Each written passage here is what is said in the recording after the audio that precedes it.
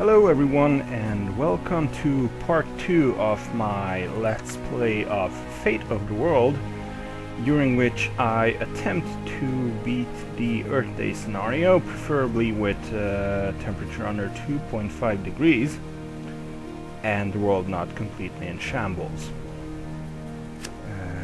Let me just recap what exactly we did up until now.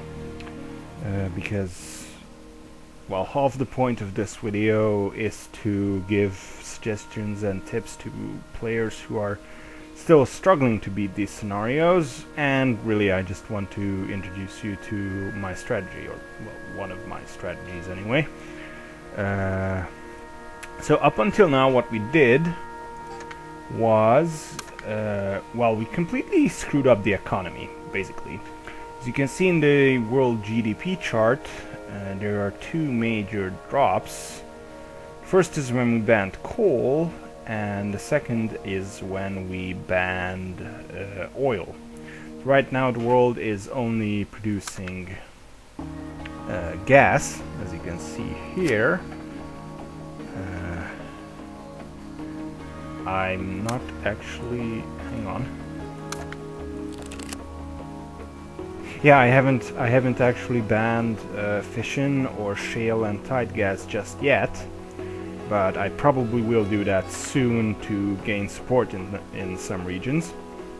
But really, at this point the world is more or less free of fossil fuels.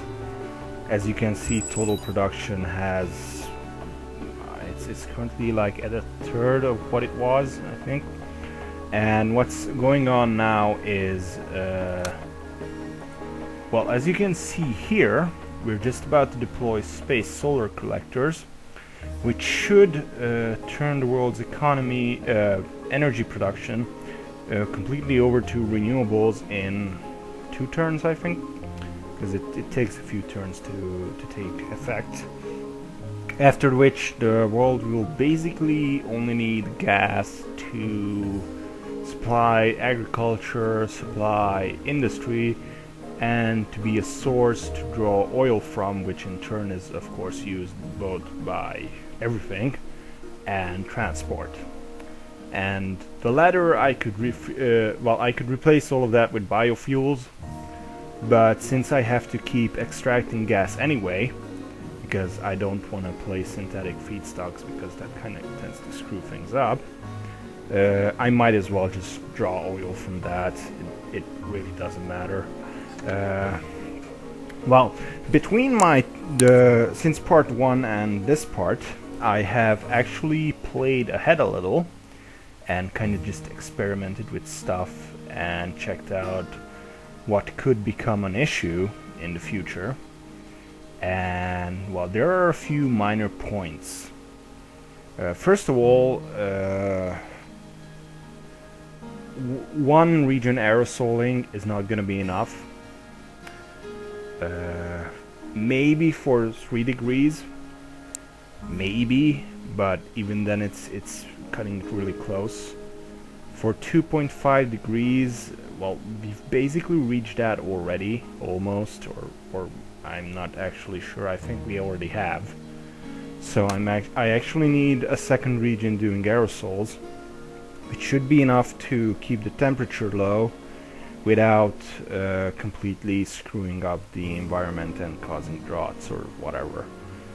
So that's a nice balance that way. The problem is that, as you know, we shifted Japan to have a balanced outlook, so they won't hassle us over the whole aerosol thing.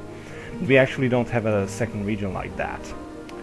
And well, basically what I want to do is find a region that, yeah, North America seems a good target because they can deploy aerosols, they have full support at the moment, and they're only green instead of being eco-fanatic like some other regions that I have played the campaign card in, because they have very low HDI, and you know, if their outlook is kind of closer to consumerist, then they tend to complain more. So I shifted these regions They have since actually improved their HDI by a bit, not a whole lot. So eventually I will want to shift these regions back, because they're soon gonna start complaining about emissions, because even though they've been cut to like a fraction of what they were in like the beginning of the 21st century, as you can see here, if they're increasing, they're still gonna complain, which is kind of weird and honestly burning effigies, because oh no, emissions are increasing by a tiny little bit. That's a bit of an overreaction, I think, but well, that's how the game works. What else? Okay, yes, food is actually gonna be a problem. This actually kind of surprised me, but I guess I don't have anyone to blame but myself, because I've actually played organic farming in a few regions like China, which are major food producers, and I think I've played it in India, or I'm about to play it in India, here we go, and South Asia, yes, so I'm playing those in quite a few regions, which is gonna decrease food supplies. So what I'm gonna do is I'm gonna share with these regions the technology for high yield crops or genetically modified crops, which is cheap. It costs $20 or 20 money every turn, but increases yields sharply, which should be enough to supply the entire world without having to switch back to traditional farming. So I'm gonna keep agricultural toxicity low. I'm gonna keep oil and gas use in agriculture fairly low, all the while keeping food levels fairly high. Obviously they're not gonna be that great, but they're gonna be okay. Actually, I'm gonna hang on. Yeah, here we go. This is agricultural toxicity. As you can see, when I switch to organic farming, here it is. It actually dropped sharply, and now it's virtually zero. Well, it's 1, but you know.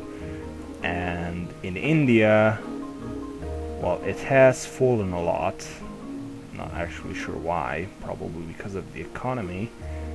And I'm gonna play organic farming here, which should reduce this severely again.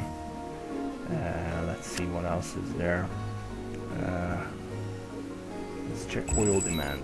Oil in agriculture is used for making pesticides and stuff. And switching to organics, organic agriculture means that pesticides aren't used, or much less of it is used, which basically means that the agriculture here isn't using oil. As you can see, there's a tiny drop there where the agriculture bit completely disappears.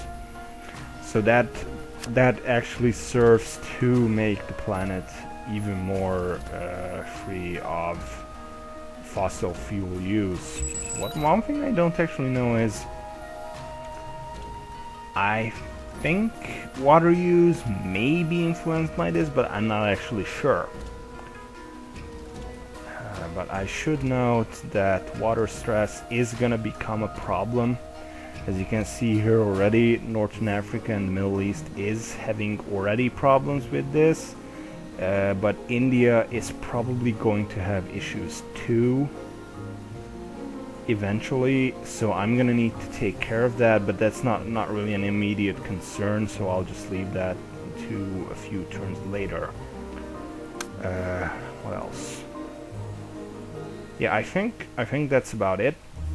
What we're gonna do now is, first of all, I want to share all the computer technologies, at least until super smart grids. AI isn't that important, but anyway, because, well, first of all, quantum computers, of course, allows for a much increased economy, which is just good all around, so that's kind of a must-have. And smart grids and super smart grids allow for better use of renewables, which should allow countries to, well, regions to increase their energy usage a bit more than before. I don't think it's very significant, but I kind of want to do it anyway because I'm honestly not sure, and you just might as well. I also want to spread nanotechnology through the whole planet so I can eventually play artificial trees when I have the money. And for that I need to share super tensile materials, which first requires that I share drilling. So that's gonna be kind of expensive, which is why I'm gonna start in the poorer regions and hope the rest gets one or all of those. Like just on their own.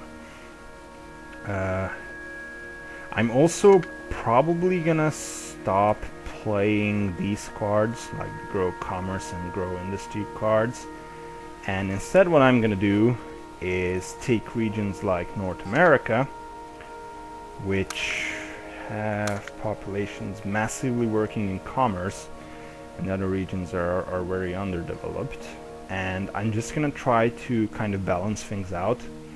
Basically what I wanna do is have commerce at about 50% everywhere, like in every region, and while the rest is obviously a split of 50, which probably should be like agriculture should be about 30 and industry should be about 20 of that, because even though the industry makes a lot more money, it also pollutes a lot more, and I don't want that.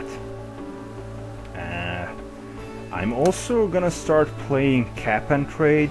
Like I think I'm actually gonna do that like next turn or in 2 turns at most, because even though I said earlier it wouldn't work because there aren't enough rich regions, this is still true. If you check the HDI levels, only 3 of these are actually over 0.9, which is what you need to be developed, and all the other regions should get money, but they won't because there aren't any rich regions to pay that money. But cap and trade does allow me to very cheaply reduce emissions, both household, commercial, and most importantly in the industry. It should also stop the incredibly overgrown GDP of the Middle East and Russia and North Africa, because, well, yeah, their emissions are enormous. So I gotta stop that somehow.